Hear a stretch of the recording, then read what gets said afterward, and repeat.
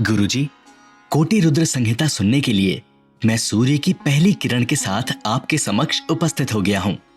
कृपया मुझे इस संहिता और ज्योतिर्लिंगों का ज्ञान दीजिए। महेश, कोटि रुद्र संहिता में शिव के 12 ज्योतिर्लिंगों का वर्णन मिलता है। गुरुजी, कौन कौन से हैं ये ज्योतिर्लिंग और ये भारत में कहां पर स्थित हैं?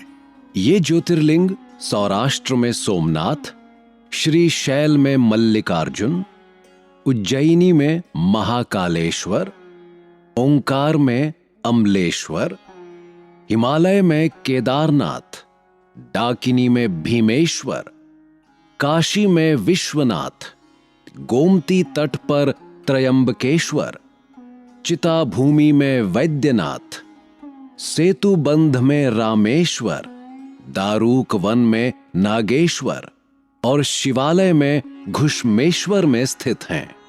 कोटि रुद्र संहिता में विष्णु द्वारा शिव के सहस्र नामों का वर्णन भी है और साथ ही शिवरात्रि व्रत के महात्म्य के संदर्भ में व्याघ्र और सत्यवादी मृग परिवार की कथा भी है। गुरुजी, इनमें से सबसे पावन ज्योतिर्लिंग कौन सा है और इसकी महत्वताएं क्या हैं? महेश, भगवान केदारेश्वर ज्योतिर्लिंग के दर्शन के बाद बद्रीनाथ में भगवान नर नारायण का दर्शन सबसे पूजनीय माना जाता है। इनके दर्शन करने से मनुष्य के सारे पाप नष्ट हो जाते हैं और उसे जीवन मुक्ति भी प्राप्त हो जाती है। गुरुजी, कोटि रुद्र संहिता के अध्यायों का कृपया वर्णन कीजिए।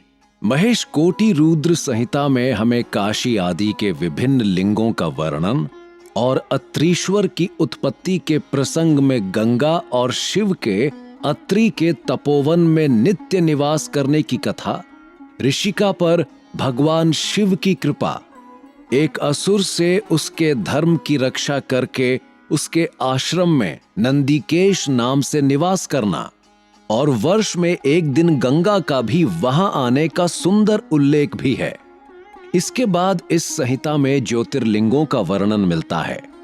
प्रथम ज्योतिर्लिंग सोमनाथ के प्रादुर्भाव की कथा, उसकी महिमा, मल्लिकार्जुन और महाकाल नाम के ज्योतिर्लिंगों के आविर्भाव की कथा, उनकी महिमा, महाकाल के महात्म्य के प्रसंग में शिव भक्त राजा चंद्रसेन तथा गोप बालक श्रीकर की कथा, विंध्य की तपस्या, ओंकार में परमेश्वर लिंग के प्रादुर्भाव और उसकी महिमा का वर्णन, केदारेश्वर तथा भीमशंकर ज्योतिर्लिंगों के आविर्भाव की कथा और उनके महात्म्य का वर्णन, विश्वेश्वर ज्योतिर्लिंग और उनकी महिमा के प्रसंग में पंचक्रोशी की महत्ता का प्रतिपादन, वाराणसी तथा विश्वेश्वर का महात्म्य, पत्नी सहित गौतम की आराधना से संतुष्ट हो भगवान शिव का उन्हें दर्शन देना,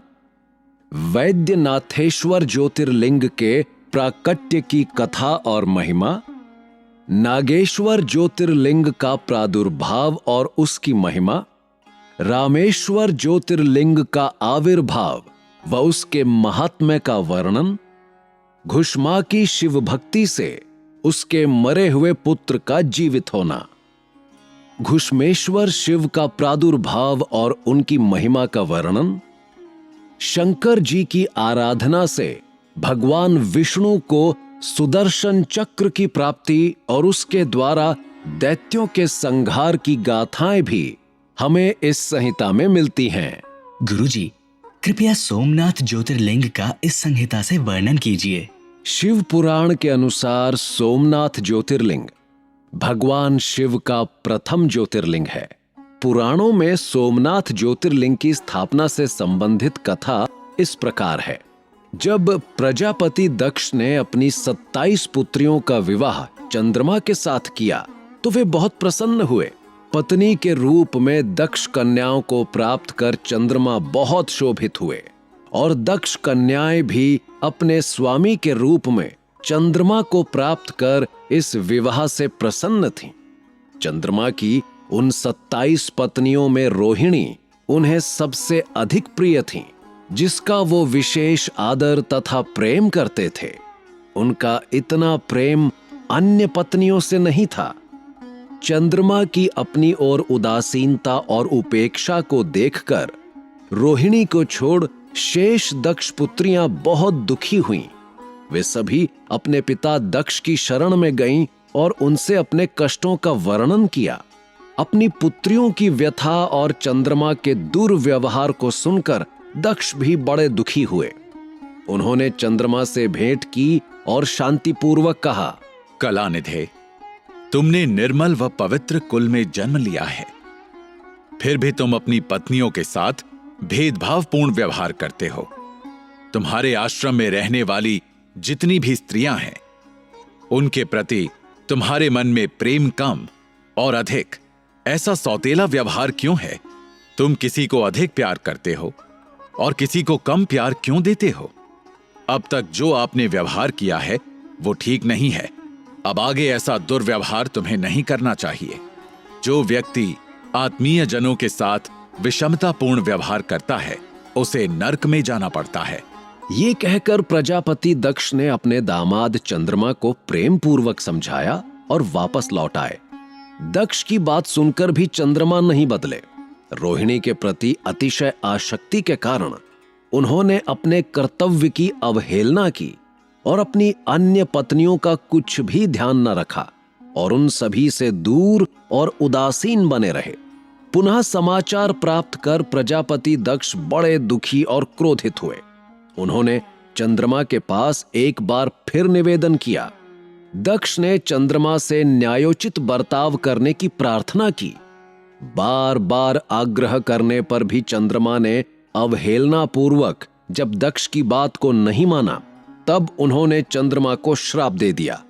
मेरे आग्रह करने पर भी तुमने मेरी अवज्ञा की है, इसलिए तुम्हें क्षय रोग हो जाए।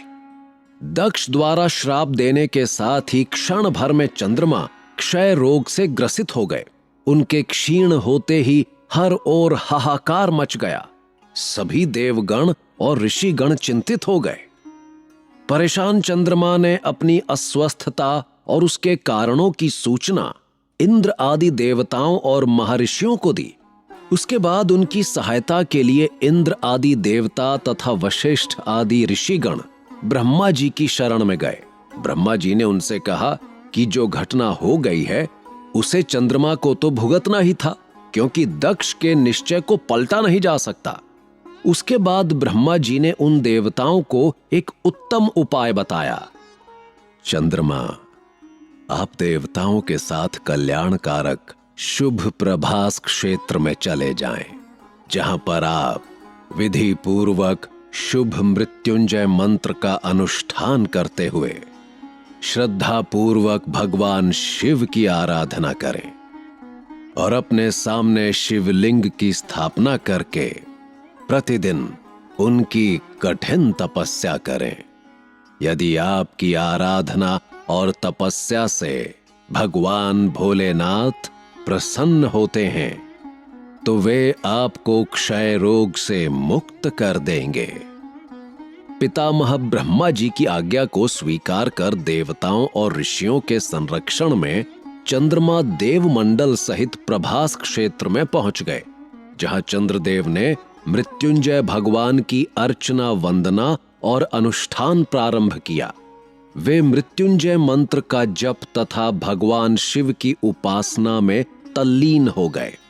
ब्रह्मा की ही आज्ञा के अनुसार चंद्रमा ने 6 महीने तक निरंतर तपस्या की और वृषभ ध्वज का पूजन किया। 10 करोड़ मृत्युंजय मंत्र का जाप और ध्यान करते हुए चंद्रमा स्थिर चित्त से वहां निरंतर खड़े रहे।